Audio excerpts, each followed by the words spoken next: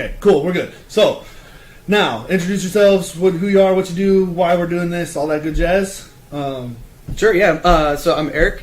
I am our Solutions Program Manager here at Future Systems, which essentially just means that I'm in charge of our Recommended Systems program, which, if you don't know, is essentially our program that tailors our hardware specifically toward different software packages. Yep. And I'm Matt. I do a lot of the testing of that for that program. This is actually my office. You can see I've got some stuff going on back there. I'm getting ready for Siggraph. And yeah, so my focus is on software that's mostly content creation right now. So at Siggraph, it's going to be things like game dev stuff, 3D modeling, rendering, all that kind of stuff. So right on, nice. I sit in my office and I run things until they break. Awesome. Which, how are we doing back there? Yeah. What do you So, okay, cool. So we're going to be at Siggraph, showing off This box the right big here? one there in the Yep. back. And so I guess for the people who don't know, what is Siggraph? Yeah, Siggraph is it's the annual event that is hosted by the group Siggraph, which is the special interest group on computer graphics. Okay. So this event it brings in people from kind of all over, really, from all different kinds of work, really. It has people from doing, I was watching a video earlier that kind of showed all the technical papers that they were showing off at Siggraph. And so it could be people that are just doing like standard visual effects, or it could be people that are doing simulation of how certain materials would interact with other materials. While it's a very casual event, it can be a very technical event as well. Some content there is pretty highbrow. Yes. Okay. Yeah. There's times that I'll walk through the technical papers and just straight over. Yeah. Right on. All right. So that's what Siggraph is. Why are we going to be there? Why? The biggest reason that we're going to be there is actually the same reason that everyone else goes there. Yeah. The biggest reason is just to learn. This is our second year that we've gone to Siggraph, and even just in the 1 year that we were there last year, we learned an immense amount. And we immediately found out going there last year that there were specific things that we needed to test that tie in directly to the content creation recommended systems that we're doing. And so, just going out there, talking to people, getting that information, and then kind of tying that back into our recommended systems. That way we can continue to evolve those and create a better experience for the people that are using our systems for content creation. Yeah, and I mean, even just expanding on that too. So, I mean, we get feedback from our customers about what software packages we should look at, what kind of things we should do. But that's a very narrow amount of people, really. We have a lot of customers, but it's still a very small subset. So by being able to go to something like Siggraph, we not only get to hear from people that we wouldn't normally hear from, we also get to see the actual people making this software and stuff. So last year, Lumberyard, Amazon's Amazon Lumberyard, the game dev thing. Never heard about it until we went to Siggraph. And it's still it's probably not anything we're going to look at anytime in the nearest future, because it's still pretty small and they're building it up. Right. But still, just to have that on our radar now. I didn't even know it existed. Right. That's cool. And same things. It's also good for us just to be able to talk to these vendors. We a lot of our relationships. Keyshot is a rendering program, and we've wanted to talk to them for a while. And at Siggraph, they were booth 3 or 4 booths down from us.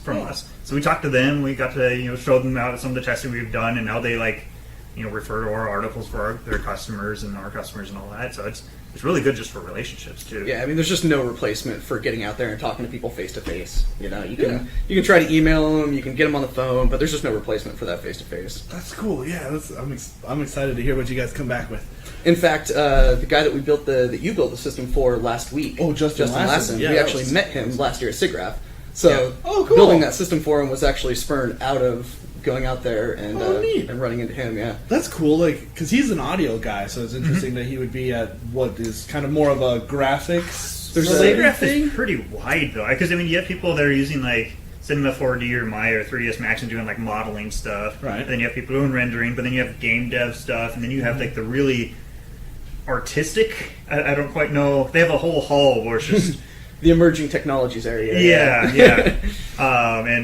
So it's just really interesting things. And I think stuff like audio, there's not as much there, but there's still some stuff. A big reason he was there was because Siggraph itself, graphic centric, so VR is a huge component of Siggraph.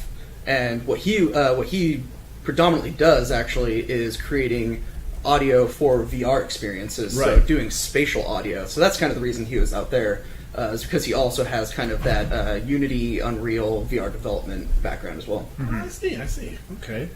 I mean, we can talk about like X299 and stuff. Sure, Talk about that's a it part of briefly, it. Yeah, but you Yeah, might want yeah. to talk more about it on your So let's build see. stream. What is Siggraph? Let me copy that link into the chat. So if you guys want a little bit more about what's going on, you guys can check out that.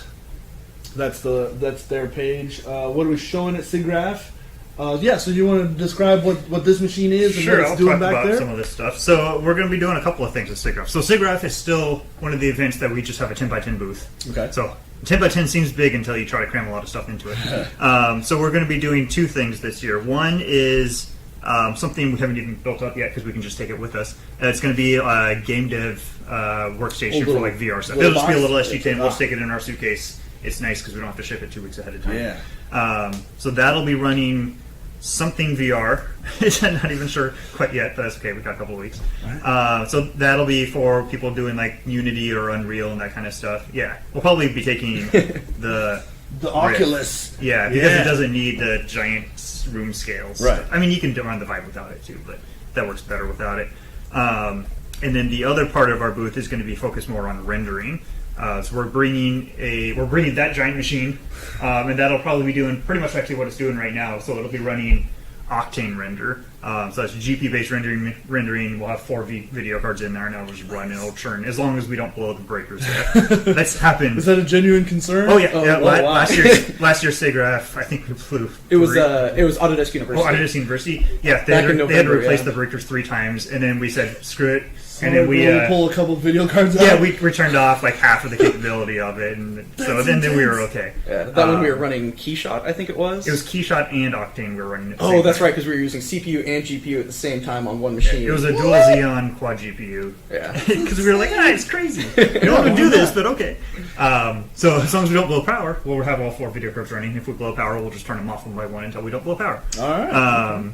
And then we'll also have a 1U rack mount. That's a quad GPU. Mm-hmm. That'll just be sitting there. It won't actually be doing anything, but just to help get across to people that like workstations are one of our primary focuses, but we do rack mounts for things like render nodes and clusters and that kind of stuff too. So that'll be there just as a prop. I think that's the only kind of things we can cram into our 10x10 booth. And the only reason that even fits is because we have a corner booth, so we can kind of like have our table come out and then do an L kind of shape. Otherwise there's no way we'd even be able to fit these 3 things. Because those 1U rack mounts are like the size of this table. Yeah. Like, they're huge. Yeah. So they take up a lot of space. So that's what we're showing there. Yeah. All right, so that's what we're doing at Siggraph. Let's see. What else did you guys want to talk about? So That's I guess our whole some of the list. things we can talk about is so we're doing like the rendering workstations Right. and all that stuff, and part of that is always because question people always ask is like, well, people always ask price. People the people that are like more hardware enthusiasts always ask specs. Right. But at these kind of events, there's actually not a huge amount of people that are hardware enthusiasts. But then the other thing is always just like who is your customers or who are your customers, I suppose, proper grammar. So we always try to at least have something on there. So like in rendering, one of our customers that we like to use a lot is Corridor Digital. I mean, you've actually visited them. I haven't visited them yet. Yeah, I was just down there in Super LA with jealous. them 2 weeks Yeah. ago, I think it was. Yeah. Was it only just 2 weeks ago? Yeah. So we'll have some things up on like because we switch over to digital signage, so we don't have to take any banners and stuff. And part of that will be like little quotes, and it'll be like Corridor Digital is one, so we can talk about like what they do and their YouTube channel and how they're using our systems now. Now they have 2, right? They have a Octane render box, which is pretty similar to that Yep. thing, Mm-hmm. and then they have a Premiere. Little Yeah. SG10. Yeah, the SG10 for Premiere. So a lot of their stuff is now being done on ours. Who else are we like? It was kind of cool to work with Corridor on that project because essentially what we did was we went to them and asked them like, hey, what's your bottleneck? Yeah. Like, where are you spending most of your time right now waiting? And the initial response was rendering. And so we provided them that workstation specifically for Octane, loaded up like 4 1080s in there or something. Yeah. Yep. And so like almost immediately overnight, obviously, like that bottleneck was gone. Oh yeah. And so then we went to them again and said like, hey, where's your bottleneck now? Right. And now all of a sudden their bottleneck is sitting over in Premiere, which was really interesting to talk to Ren at Corridor Digital about that because of the fact that he said it's so counterintuitive to typical visual effects. Because you have most visual effects where you spend most of your time just sitting there waiting in whatever rendering engine it is that you use for your scenes to render out. And he said one of the coolest things actually was that he said now it's just almost thinking about the render itself is almost insignificant. Oh, that's awesome. Which is I mean, totally it still takes a long counterintuitive. time, but Right, but now it's so much faster than it was. Yeah. Which actually, that thing we're going to actually be playing, if you can see, I don't know if you can, but it's like 3 glowing balls with like smoke and just like swirling through it. That's actually a file from Corridor Digital. They sent it to us. Yep. So we're going to have that running. And it's still like each frame is like a minute and a half, I think, with even 4 video cards. So that's still a minute and a half. And they're doing, that thing is just 165 frames. So it's like 5 seconds long. Right. And it still takes, well, with 4 video cards, 4 hours. But that thing, they were saying on their old system, I think it was 23 hours.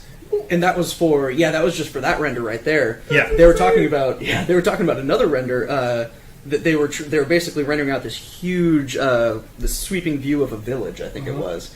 And it took they'd have to set it on Friday when they left work, and then it would hopefully be done by the time they got back on Monday. Yeah, make sure nothing bad happened in between. And now you have something like that would take them 24 hours or 16 hours. Yeah. But a lot of this stuff is the difference between you come in, you do a little things, you start to render, and it's done by the time you come in the next morning, or it finishes after you're gone for the day, versus it finishes when you're halfway done with your day, and then you can move on to the next thing and start that rendering. Yep.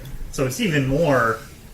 It's not even that it's faster. It's like you can actually get 2 times the amount of work done because it's that much faster. Well, yeah, and the worst thing is when you wait 24 hours and you And then realize it's screwed that up. something was wrong. Yeah. Oh, that's something was wrong. Okay, let's start that over. And there goes a again. whole day's work, Is 4 GPUs the max you can get with this, or can I get 7-way EATX or more with servers? So four is the most you're ever going to really be able to do in a workstation. You could do 8, but you'd have to use single slot cards. Okay. And single slot cards, then you're going to be like a Quadro P4000, and that 2 of those cards is probably going to be slower than like a 1080 Ti or if you want to stick with Quadro, a Quadro P6000. Yeah. And more expensive. So there's really no reason to do 8 video cards instead of 4 in that kind of case. When you get up into rack mounts, there are 8 GPU rack mounts. As you'll see later today.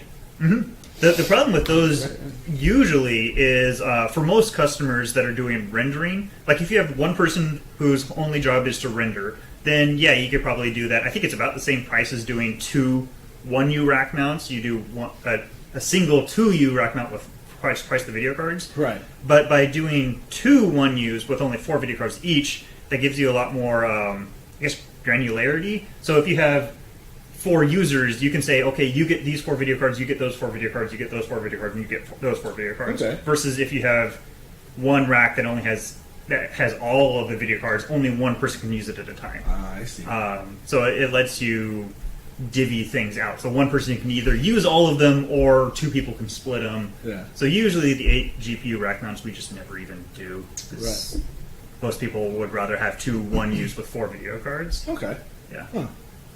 It's like, but Quadro cards have double precision, Matt. Yeah, you don't That's need what that they're for made rendering. Rendering doesn't use double precision. Yeah. Really only like simulation and like some machine learning, deep learning stuff. But even like the machine learning stuff, Yeah. they've like figured out how to do it on single precision because it's way cheaper to use GeForce. Right. But they're I mean the big guys definitely Facebook, Google, all those Yeah. guys. I'm sure they use Teslas or Quadros. That makes sense. Okay. There are people who gives you 7 GPU workstation if you don't mind water cooling. Yeah, we don't do water cooling. And even that, like, it would be so tight.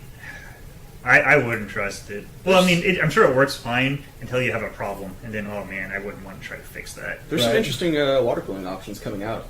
Really? For rack Yeah. mounts? Yeah. Yeah.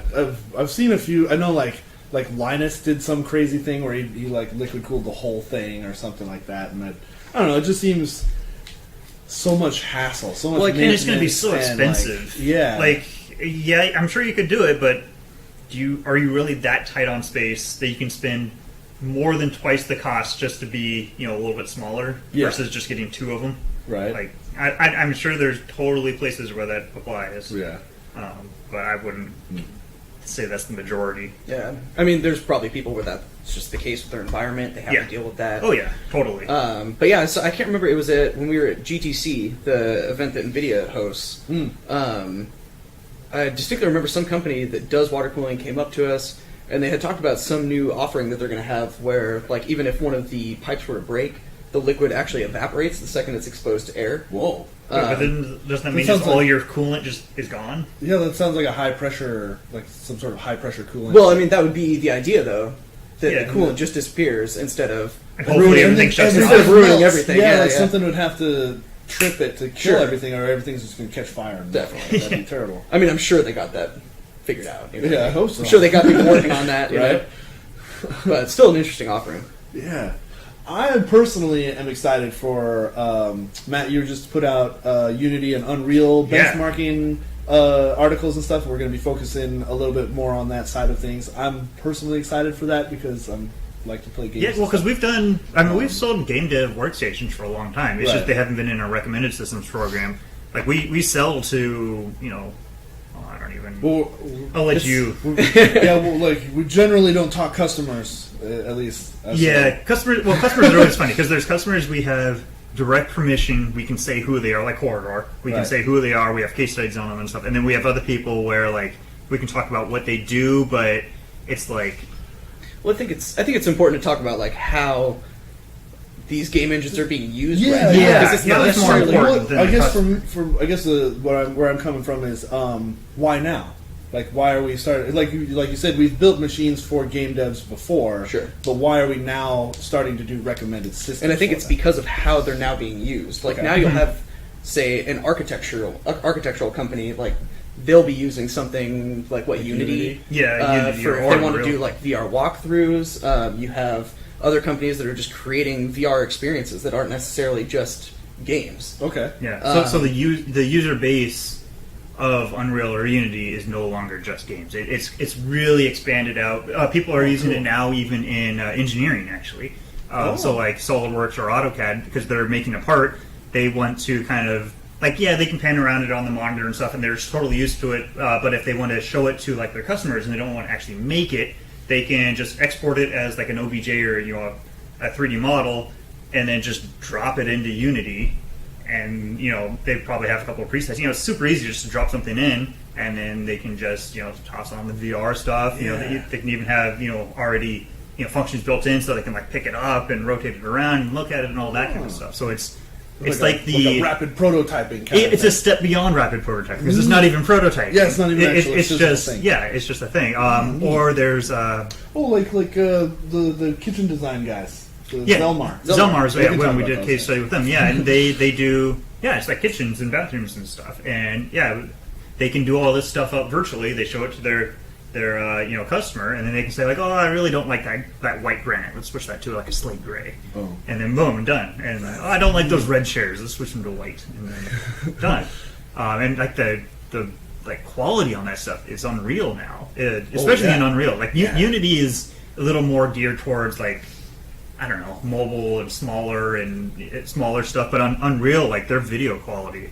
Like I know you can do crazy things in Unity, but it seems like more people are using Unreal for like the photorealistic, architecture and all that kind of stuff. Yeah, you're also seeing Unity used a lot for different kind of training simulators. Yeah. So you'll see it would It's drop gone again. What is going on with this funky thing? Oh, you're talking about training?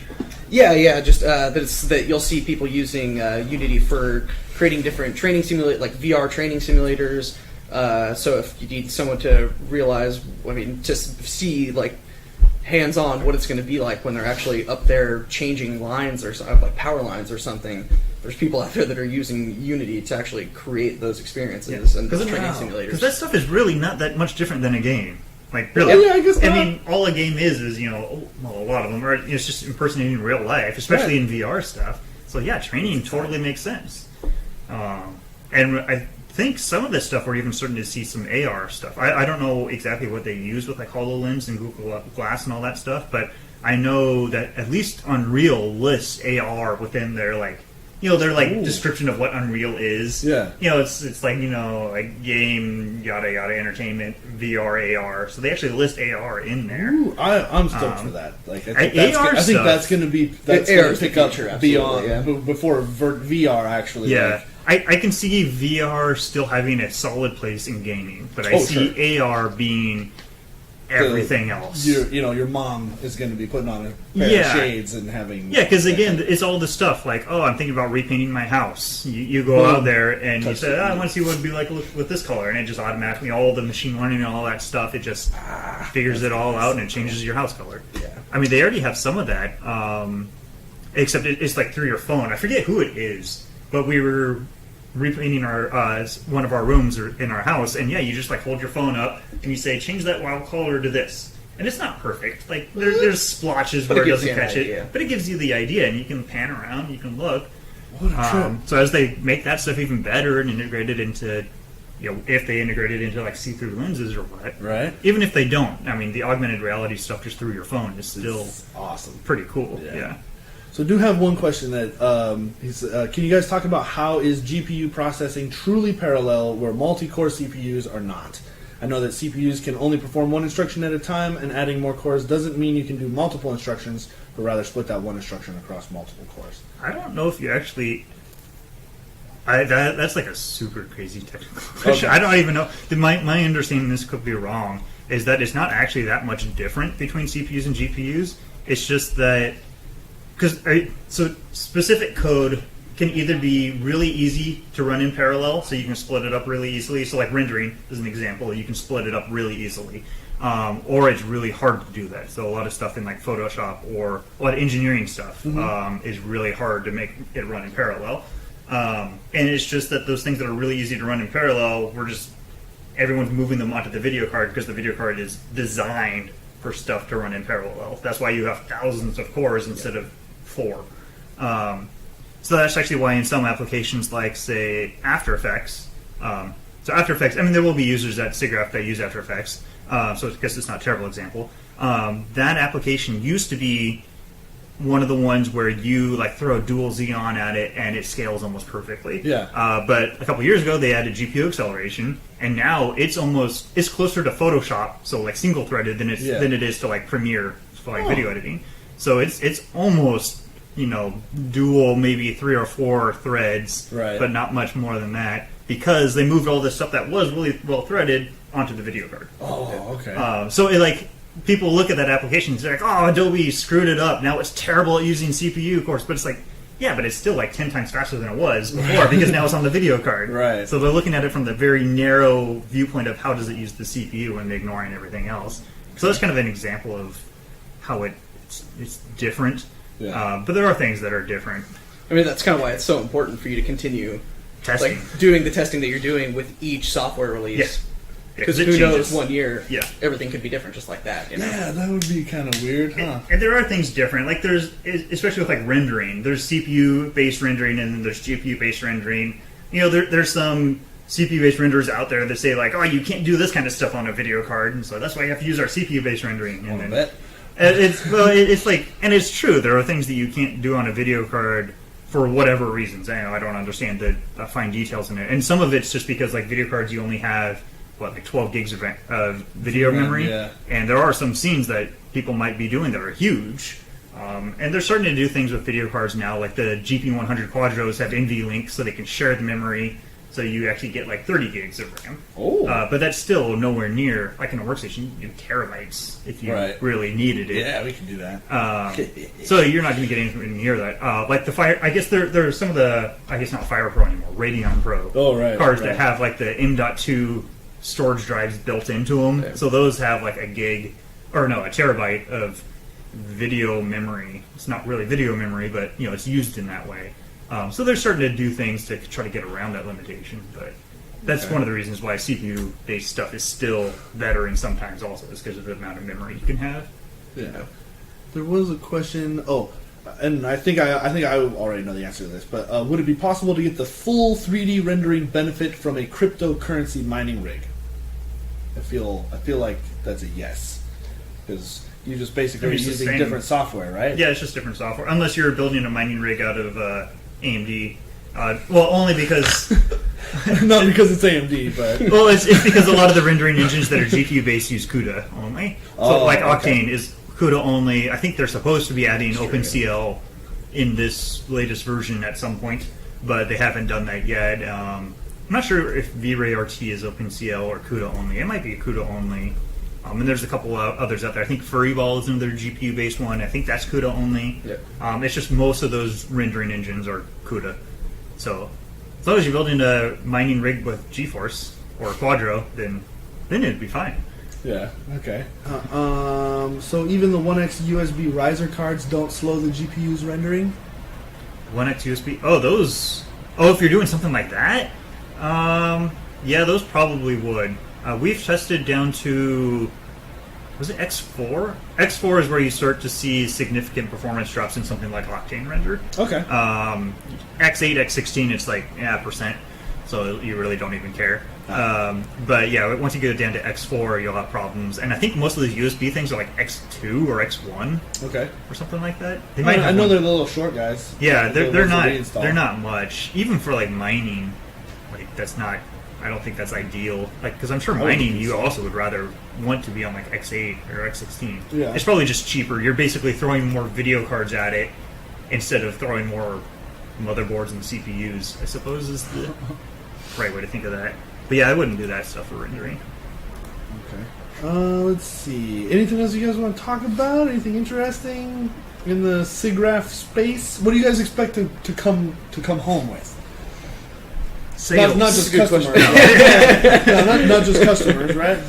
I mean, kind of like I was saying earlier, the biggest thing that we want to take away is just what people are actually doing with these software packages. I mean, we're like really just starting to dabble and scratch the surface of what people are actually doing with these different rendering engines and like what other software packages they're using them with, as well as things like Unity and Unreal. I mean, we weren't even aware that those were a pain point until we were out at Siggraph last year and heard from people saying like, oh yeah, the compile times are a nightmare. Yeah.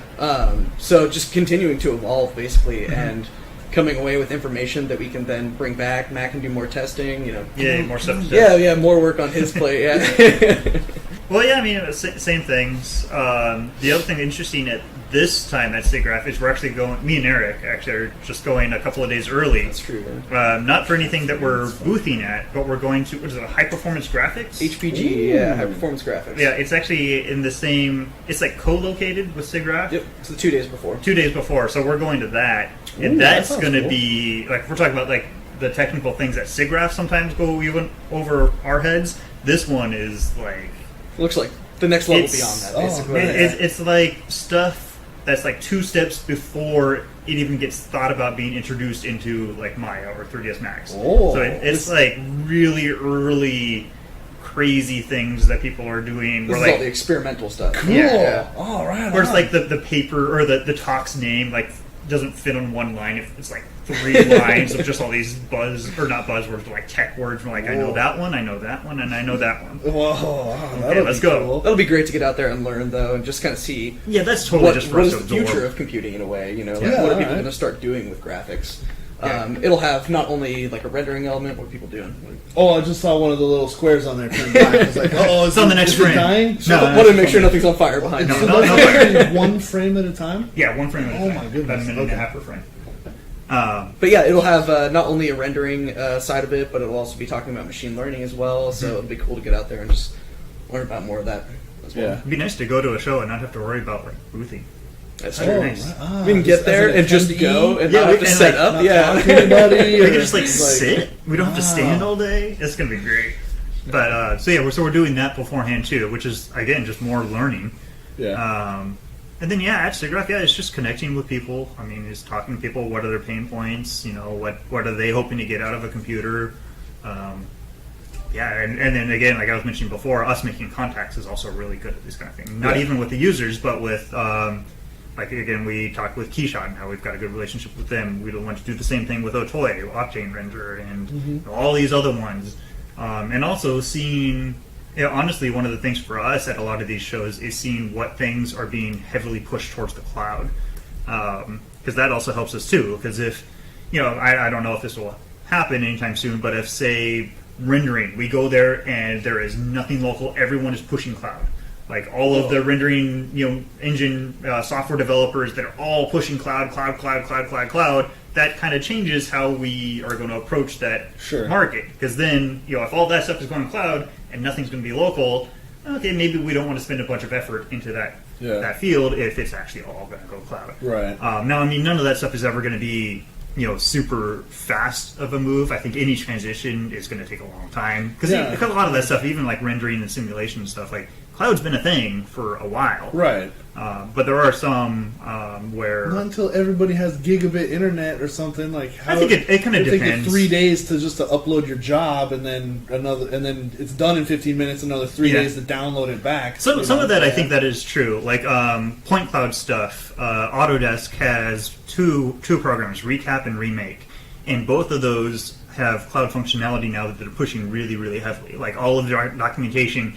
Like the ability to do it locally is like a footnote. Yeah. So they're pushing that to the cloud, and that hasn't been super successful. I think for exactly the same thing you're talking about, because you take hundreds and hundreds of pictures that are really high res, high quality pictures, and you have to upload them, and then it does stuff, and then it returns this thing. But then there's other things like I'm honestly a little bit surprised that rendering isn't a bigger cloud presence right now, because that thing that we're rendering that's 165 frames, I think the total file size of that is like 10 megs. Oh. So it really, and then you download like a video or a bunch of images. Like it's really, you should be able to do that in the cloud really, really fast, but for whatever reason, rendering at least, it's still in its very much infancy. So there's probably more hurdles there than we're even aware of. But so there's going to be some things that can move easily to the cloud, and we need to be aware of them as a workstation manufacturer. And then there's other things that are going to be harder to move to the cloud, but there's going to be a bigger demand on local computing. And so those are the things we want to kind of keep our eye on and see which way things are going. Huh. I got another question, and I've heard this term before floating around here, but he's asking, have you guys tested PLX chips? It allows boards like Asus X99 RWS to give more lanes to all PCIe slots. Just wondering if that's the way to go instead of a server board for 7 to 8 GPUs. Definitely. We use PLX. That board back there. Isn't the 10G? Yeah, that's the X99-EWS 10G. Yeah. And it has PLX, so it's almost like they're single all CPU. 16 slots. Yeah, they're all like 16. Yeah. PLX versus straight to the CPU. I think PLX has a slight performance hit, but it's not as much as you would get by running it at X8 instead of X16. So it's still better. You could do. If you wanted to have all of the video cards actually run at X16 without a PLX chip, you'd have to either go to dual Xeon, so then you can have two CPUs and you're splitting it out. That can have performance issues though, because like talking back. The CPUs are talking back and forth across the QPI lanes. That's the one, QPI. Yeah, right. So sometimes that can be a performance hit if the software hasn't been like coded in a way that takes that into account. The other way you could do that's new that we haven't even tested yet because it's kind of only been launched is Epic, the AMD Epic stuff. Yeah, people are talking about that. Yeah, and that I think has potential in the GPU-based rendering and machine learning stuff because of the PCIe lanes. Because you can do each Epic CPU has 128 lanes, and it's funny though. Single CPU you can get 128 lanes, like straight up. But if you go to dual CPU, half of those lanes are used for interconnect between the two CPUs. Oh. So it actually goes down to 64 lanes per CPU, which means you still have 128 lanes total. So single CPU and dual CPU, you have 128 lanes. Would the advantage there just be then more GPUs? No, because you can really do the same amount. It's more. So it's basically the dual socket Epic stuff is really only useful if you're actually doing CPU-based stuff. If you're doing GPU-based stuff, you might as well just stick with the single CPU, and then you have the same amount of PCIe lanes. The issue there is, one, Epic is technically launched, but like we can't get anything, and it's basically a paper launch. Yeah. Okay. Two, so far, like the big guys say, like Supermicro, they have some Epic stuff out, at least on their website. But it's all like storage based. Like it's big like storage rack stuff. They don't have like a quad GPU or 8 GPU. That's curious. Yeah, so either it's probably just they haven't finished the development of it yet. I mean, it's quite a bit. I mean, it's a totally new platform. It's a totally new approach to a lot of this stuff. So it's just going to take longer to develop. Okay. But I could definitely see Epic being awesome, at least for rack mount stuff. Sure. Yeah, being able to do. Because you should be able to do 8 GPUs all at X16 with a single CPU. Wow. We might actually run into issues then where like you have to actually get one of the higher end CPUs simply because you have to have all that. You have to have a little bit more power. I mean, usually on these GPU based rendering things, like it's like 100% GPU. Like the CPU barely does anything. Like Right. you're sitting at like 1 or 2% load on the CPU. But if you get up to 8, and I don't know. I mean, because AMD usually is lower performance per core or per clock. Right. So you might have to compensate a little bit more by doing a little bit higher core count. In other words, you probably can't use a quad-core EPYC with 8 video cards. It's probably not a good idea. So I think that stuff is going to be really interesting. Pearly is also, totally up in the air right now. That's Right. technically launched, but, same it's thing. all vapor until we actually have product in hand. Yeah, exactly. All this stuff. Man, there's so many launches right now. I mean, Yeah, X299, Everything's just X399. clear as mud right now. Red Repper, EPYC, Pearly. Vega, right? Vega's on yeah, the Vega horizon soon. too. Yeah. Like, that's. And I'm sure And, there's stuff that that's then slipping through the cracks. Isn't there another step? Nvidia was talking about something as well. And they're due for a refresh, aren't they? I was just gonna say something like they were talking. I can't recall exactly now. I just know that there was some words coming from Nvidia about, I think, on their Teslas or the Quadros side of probably. things.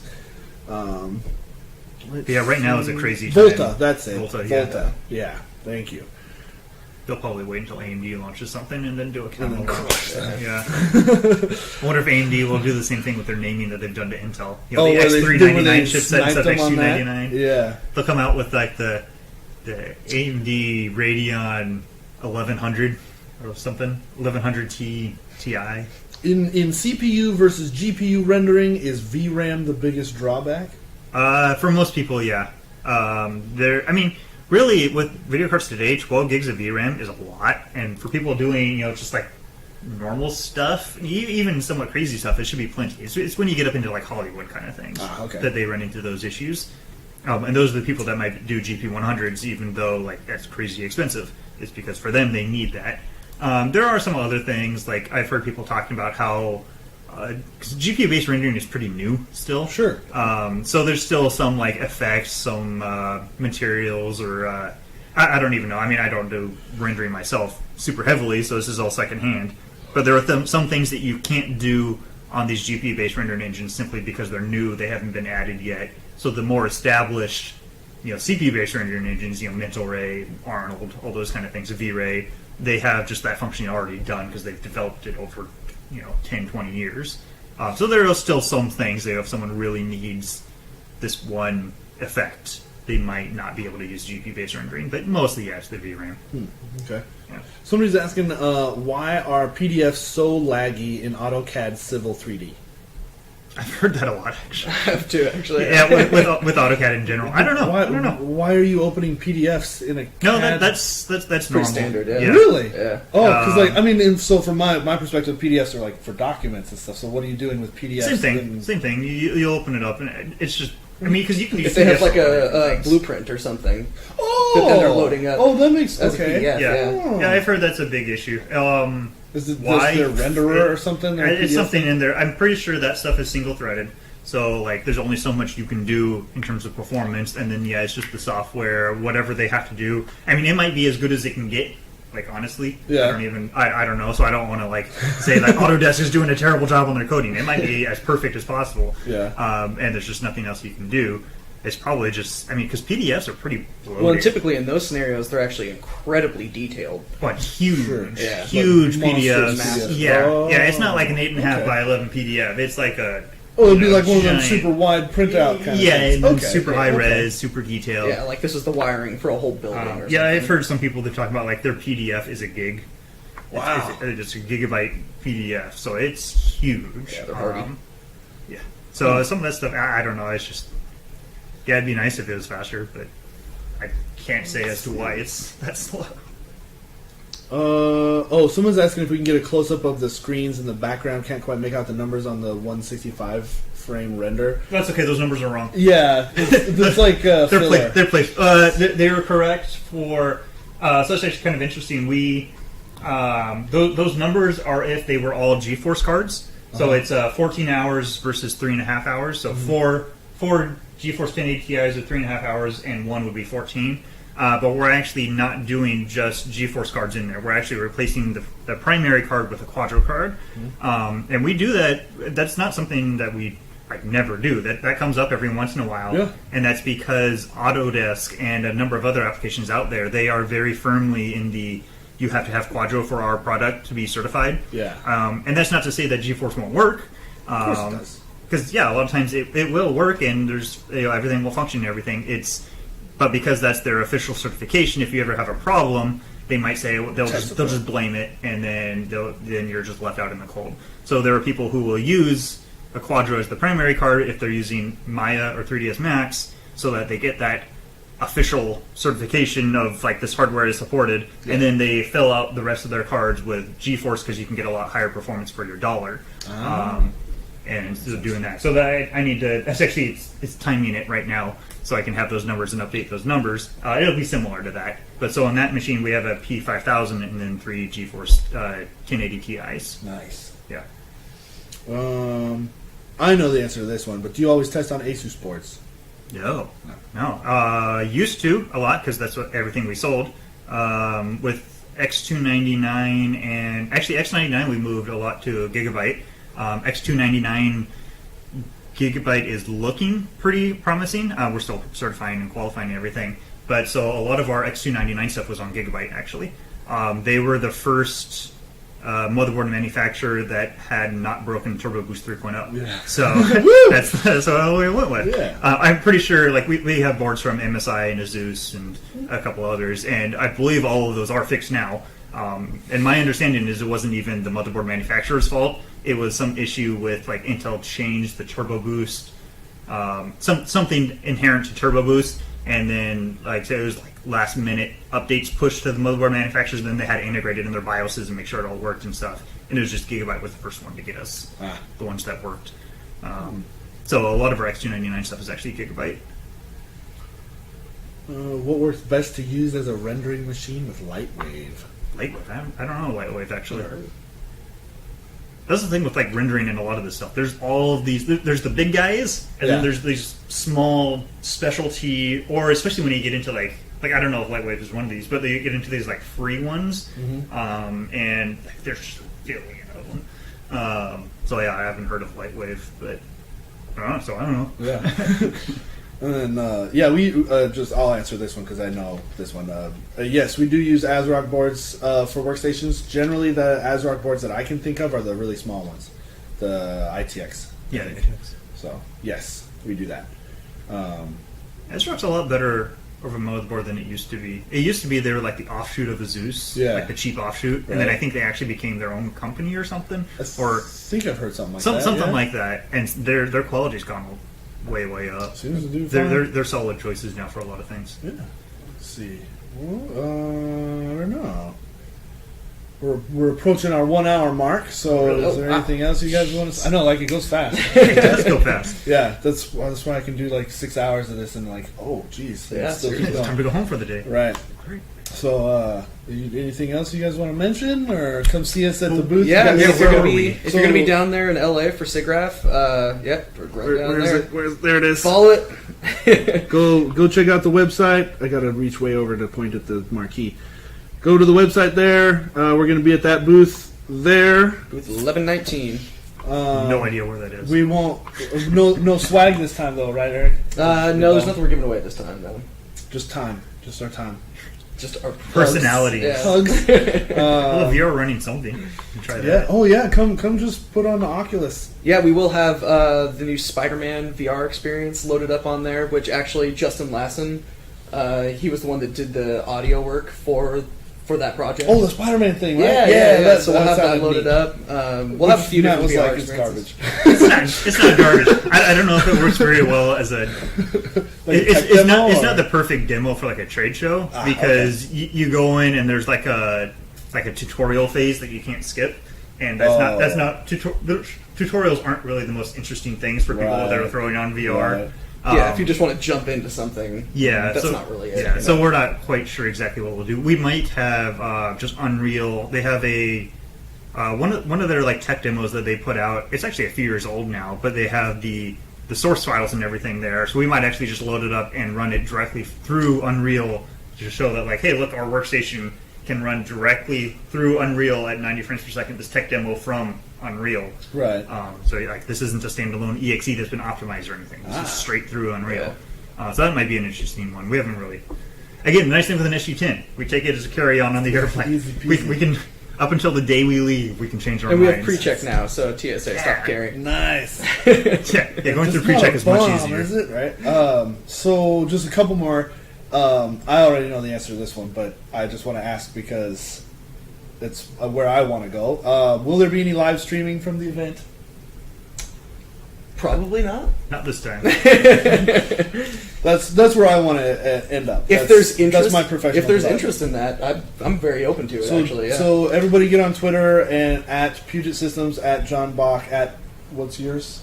Bug Eric on Twitter. At UW Eric Brown. Yeah, there. Go bug him on Twitter. Everybody go spam that and make sure Houston can go to trade shows next year. And then, so in regards to Lightwave's 3D modeling animating suite made by New Tech, and he was asking because he was the general idea of what he was asking was is different 3D modeling animating software work better than others with certain hardware, or do they all have a similar performance? Most of them, the 3D modeling aspect usually is pretty single-threaded, simply because of how it all works together. Like it's very similar to engineering CAD applications, where like you don't actually have, what's the right way? It's called parametric modeling, where you have one point and then you say, okay, I want to make another point here. You're not actually like making it another point. You're saying, oh man, what's the right way to describe this? Everything is referenced to everything else. Right. Everything's dependent. Everything's dependent. So like, if this is here and this mic is here and this is here, it only knows where this is because it knows where this is because it knows where this is. Okay. And that's why a lot of that stuff is single-threaded. More It's- pointers. Yeah, and you can't do that in parallel. Like, you can't take two cores and be like, okay, you figure out where that is and you do that because it has to know where this is first. So it's Okay. all single-threaded, and that's why a lot of these modeling applications and stuff are either single or very lightly threaded.